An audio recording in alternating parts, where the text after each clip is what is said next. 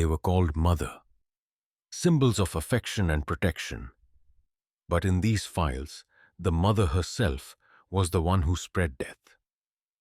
A newborn disappeared after leaving the hospital. A devout wife, together with her lover, calculated for her husband to collapse in the garage. A 2-year-old no longer breathed. His surviving brother left only to tell the truth about their mother. 3 triplets lay motionless in a house filled with gas. And in a white freezer, 2 small bodies were found. These are the most sinister mothers of all time. If there is any detail that makes you shiver, leave a comment, and do not forget to subscribe to continue opening files never told before. Sydney, late September 1996. In the maternity ward of Auburn Hospital, a baby girl was born. She was named Tegan. The mother, Keli Lane, 25 years old, had just finished final exams at the Institute of Physical Education and was also a promising water polo player. Medical records noted that the mother recovered well. The newborn was of healthy weight and complexion. On September 14th, Keli left the hospital with her child. From that moment, no one ever saw Tegan again. For years, there was no missing person report, no search, no line of news. The Lane family, neighbors, friends, no one knew of the child's existence. Everything passed as if the baby had never been born. This emptiness later became the center of the case. A complete disappearance in the middle of a crowded city, in a country governed by birth registries and meticulous medical records. The daily life of Keli Lane at that time showed nothing different from many young women in Sydney. She had just given birth, but quickly returned to the water polo field. She still appeared at parties, still laughed and talked, still began a new relationship. No one asked about the child. No one ever saw Keli pushing a stroller or carrying a milk bottle. She was only seen in sportswear, slim figure, smiling face. Lane's biography gradually surfaced during the investigation. Before Tegan, she had experienced multiple pregnancies, known by few. Some ended in abortion, some in adoption. Within a few years, she concealed a series of births. Friends recalled that Keli could keep secrets to a remarkable degree.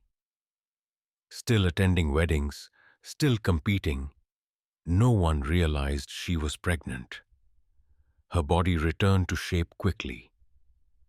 And then everything was buried under layers of silence. Clues only began to emerge in the late 1990s, when welfare agencies investigated adoption cases. While reviewing records, they found many gaps. A mother named Keli Lane, with a recorded birth date, with medical papers, but no record of the child afterward. No birth certificate, no father listed, no preschool enrollment. The name Tegan existed only on the hospital discharge form. Police opened a formal file in 2001. The investigation stretched nearly a decade. But no body was found, no direct witness, no physical evidence. Lane continued to insist she had handed Tegan to the child's biological father, a man police were never able to trace. In interrogation records, when asked repeatedly about the fate of her child, she only answered, "I gave her to her father. I don't have her anymore." What made the case more disturbing than imagined did not lie in blood or violence. No bloodstain was ever found, no torn clothing, no footprint in the mud. What haunted was the absolute absence. A newborn could vanish completely in a modern society, and no one spoke up for 14 years. The trial took place in 2010.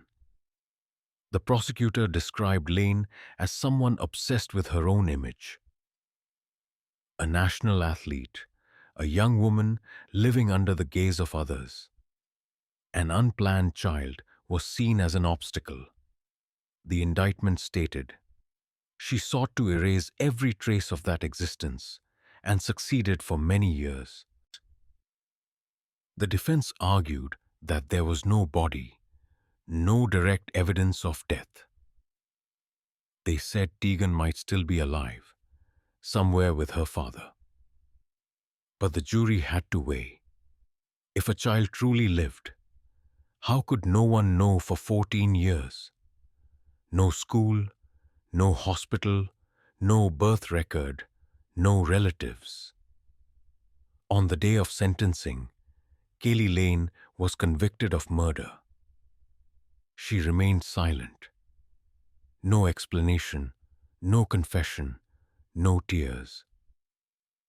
The baby named Tegan was never found.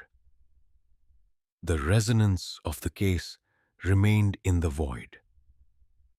No crime scene, no blood, no admission. Only an empty crib and a faint name in hospital files. A mother could be convicted, could be imprisoned, but the question lingered. How exactly did Tegan disappear? In Tegan's file, there was only one medical line. Infant discharged with mother. Nothing after that. An absolute silence. But silence does not always come from emptiness. Sometimes it is concealed beneath familiar rituals, church bells, prayers, the eyes of a wife seated in the front pew. And then, that same wife, stepping out of the church doors, began to write another script, where the husband became the victim, and the church was only the curtain of disguise. Oklahoma, November 2001. The Andrews' two-story home stood in a quiet suburb of Oklahoma City. Every Sunday, Brenda still went with her husband, Rob Andrew, to the Protestant church, seated in their usual row. They were seen as a model couple. He was a manager at an oil company, calm and diligent. She was a graceful wife, mother of 2 young children. The image of devotion. At community gatherings, Brenda always laughed, spoke warmly, prepared dishes, wearing the outward look of a dedicated woman. But inside, another script had formed. Brenda began a secret relationship with James Pavatt, her husband's close friend and a life insurance agent. They exchanged handwritten letters, spoke on the phone each night, met in secret. In the letters, Brenda wrote, "I cannot stand living with him any longer." James replied, "We will find a way. Both of us will have everything." That everything, according to the records, was $800,000 in life insurance that Pavatt himself had persuaded Rob to purchase. A figure calculated carefully, written into the contract clauses, and then turned into the motive for murder. November 20th, 2001. Rob brought his 2 children to Brenda's house for dinner. They were separated, but Rob still visited often. The evening appeared ordinary. Brenda prepared the meal.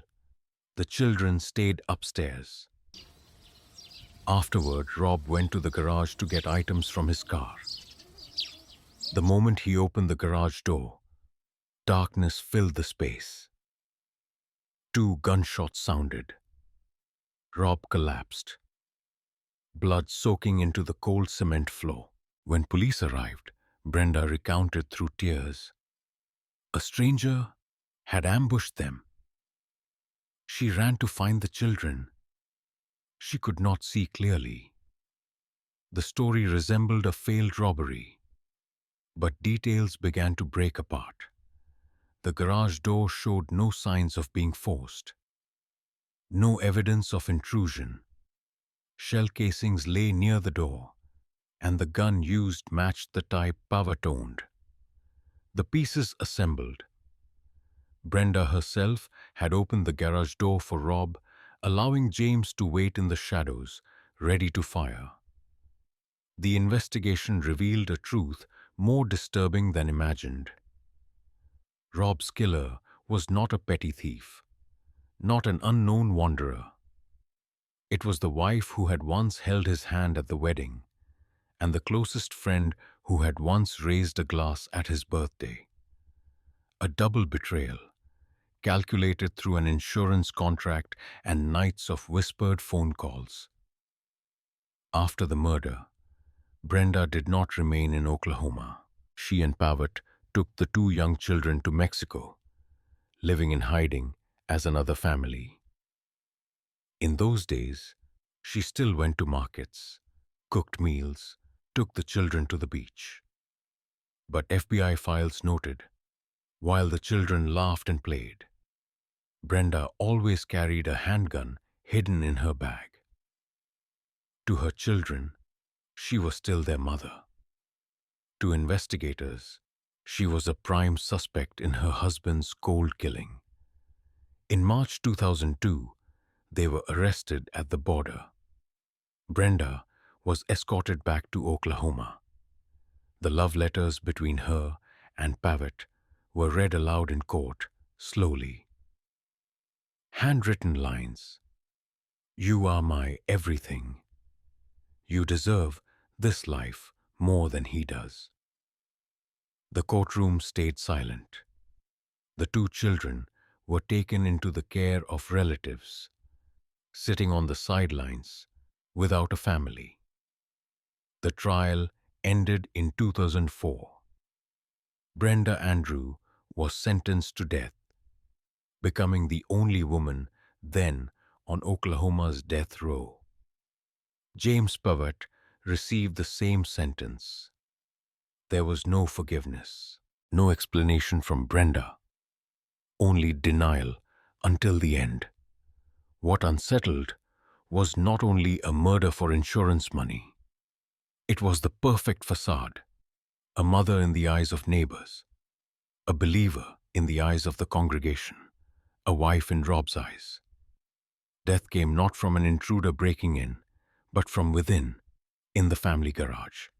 In court records, the prosecutor wrote, "Rob Andrews' death was not an accident.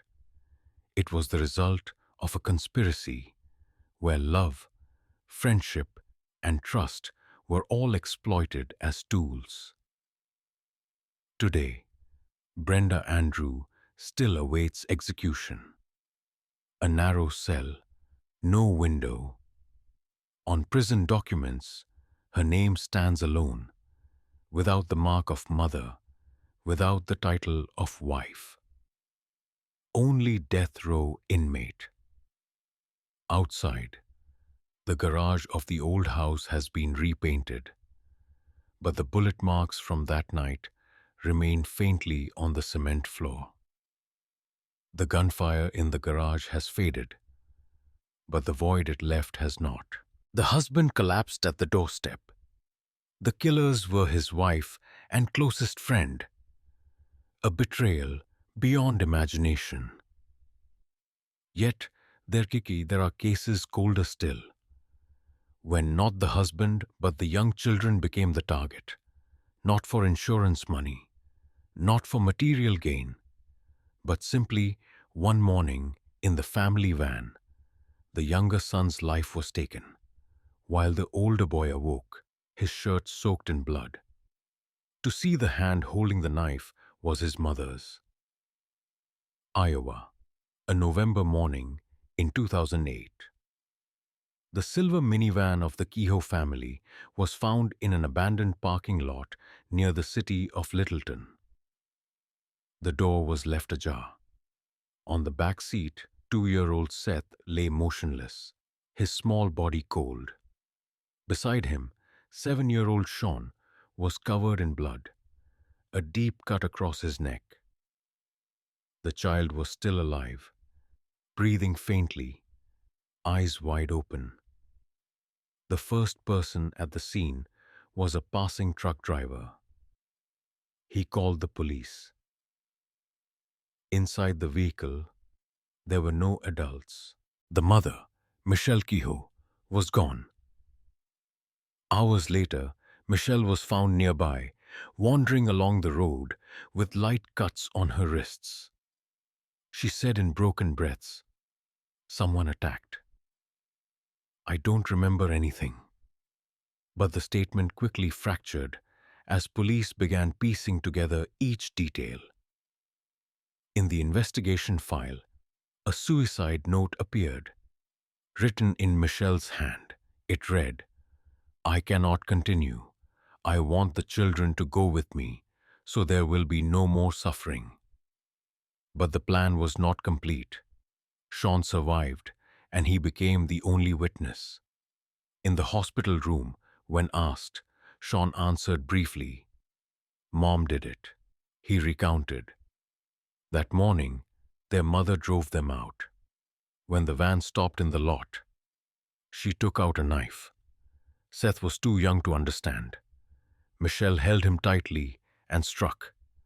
Sean screamed, but was pulled back, the blade cutting into his neck.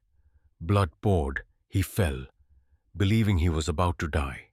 What proved more disturbing than imagined was Michelle's clarity. She did not lose control, did not act in sudden rage. She brought the knife, wrote the suicide note, chose an isolated location. Each step arranged as a plan. In the records, investigators wrote, "This was not an impulsive act. This was a deliberate decision, with preparation over time." Michelle had once been described as a gentle, quiet mother, withdrawn, speaking little. She lived with her husband and 2 sons in a small town. No one believed she could be violent.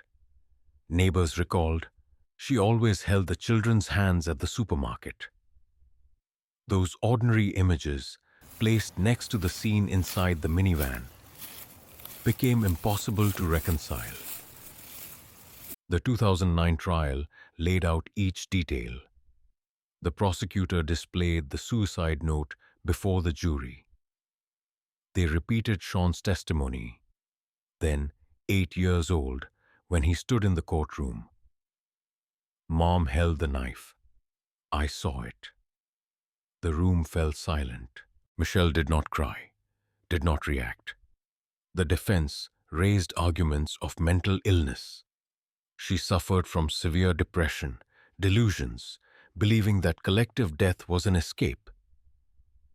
But the jury had to confront a question. Could a mother plan, write a note, bring a knife, choose a secluded spot, and still be called out of control? The verdict was delivered: life without parole. Michelle was sent to an Iowa prison. In official documents, the charges read first-degree murder and attempted murder. But the lasting weight was not in the courtroom. It was in the scars on Sean's neck. The surviving child, carrying the memory that his mother was the one holding the knife. What was most chilling was not only death, but the survival of one child marked with the final image of his younger brother and his mother's hand. In a police note, a short line read, Seth, 2 years. Victim, Sean, 7 years. Witness, perpetrator, mother. A family reduced to 3 words, 3 roles that could never be exchanged. Motherhood is often thought of as immutable. But this case showed that when that bond is inverted, it does not leave a simple wound. It leaves a paradox of survival. A child growing up with the truth that the one who killed his brother was also his mother. On the impounded minivan, bloodstains still spread across the back seat. The smell of rusted iron clung to the upholstery. A small handprint of Sean's was faintly pressed on the window, as if in an effort to escape. That detail in the forensic record was written in one line. Blood-stained handprint, location, right rear door. No entry in the file explained how a mother could turn a family car into a killing scene. And no answer existed to the question: how long would Sean carry that memory through his life? In that minivan, one child never returned, and the other carried on his neck the cuts that would remain for life. Seth's silence remained only in the records. Sean's eyes became the testimony. But in some cases, there is no testimony. When all three children fall in the same room, no surviving witness, no cry for help. Only the smell of gas, knives in chests, and a house turned into a cold slaughterhouse. Edinburgh, August 2010. One summer afternoon, firefighters were called to a block of flats on Slateford Road after neighbors reported a strong smell of gas seeping from a second-floor apartment. When the door was forced open, smoke and a sharp odor poured out. In the living room, on the carpeted floor, three small bodies lay side by side. All three were children. They were Austin, Luke, and Cecilia Riggi, triplets, 8 years old. Their bodies bore multiple stab wounds. The windows had been sealed. The gas hob left running, fumes spreading through the room. The mother, Theresa Riggi, was later found in the backyard, unconscious. She had jumped from the second floor, surviving with serious injuries. In the days before, neighbors had heard piano music drifting from the flat. The triplets practiced together, often playing in unison. That sound disappeared on the fatal afternoon, replaced by the stench of leaking gas. Heavy enough to drown out everything, what unsettled was not only the three bodies, but their simultaneity. No witness remained to tell what had taken place inside that room. Theresa's biography showed a woman once described as devoted to her children. Born in California, she moved to Europe after marrying Pasquale Riggi, an Italian businessman. They had triplets at once, a rare joy, regarded by family and friends as a miracle. In old photographs, Theresa always appeared with her children, holding their hands, her smile faint but convincing enough to deceive. But the marriage deteriorated. By 2010, Pasquale and Theresa were separated, locked in a custody battle. Court records showed Theresa was obsessively determined to keep the children for herself. She moved homes repeatedly, hid the children from their father, barred access to others. When a temporary ruling granted custody to Pasquale, the obsession turned destructive.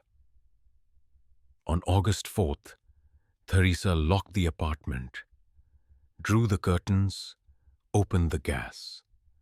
She laid out several kitchen knives. The children were still playing in the room, unaware. Police later noted signs of struggle, but the wounds showed Theresa attacked them one by one. When the gas had filled the flat, she jumped from the window into the yard. She survived. The three children did not. At the hospital, When she regained consciousness, Theresa did not deny it. She only said a short sentence: "I didn't want them to leave me." Those words were entered into the record, stark and cold. The trial in 2011 unfolded in heavy silence. No witnesses, no childish voices, only forensic reports. The jury heard the conclusion. Each child sustained multiple stab wounds, fatal, before the gas accumulated. This meant Theresa had not only intended to take their lives, but to turn the apartment into a scene of annihilation. The defense raised claims of mental illness, depression, and personality disorder. The court acknowledged her instability, but convicted her of murder. Sentence: 16 years in prison. Pasquale, the father, sat motionless as the judgment was read. What made the case more disturbing than imagined was not only the number of victims, 3 children at once, but the total erasure of witness voices. No one survived to describe the final moments. The piano, once heard inside the flat, was replaced by an absolute silence. In the report, one investigator wrote, "An empty room, 3 bodies, gas, nothing else." After the trial, the flat was sealed. When it was reopened for the cleaning crew, they found on the music stand a sheet left unfinished. The page folded. Children's pencil marks with a few notes. A small detail, but haunting. A fragment of music cut short, like 3 lives ended at once. In 2014, Theresa Riggi was transferred to a high-security psychiatric facility due to her mental condition. That same year, she died in custody, reported as suicide. But the echo of the case did not fade. It remained in the memory of the community. A mother, 3 triplets, and a room filled with gas. Edinburgh had never witnessed a family tragedy like it. In official reports, it was only a homicide case. But for neighbors, each time they passed the building, they remembered the smell of gas in the air and the silence that followed. Yet, there are houses that reveal no odor, no sound. Everything continues as normal, until one day, police open a white freezer door and find inside not food, but 2 small bodies wrapped in plastic, stacked like abandoned parcels left for years. Detroit, March 2015.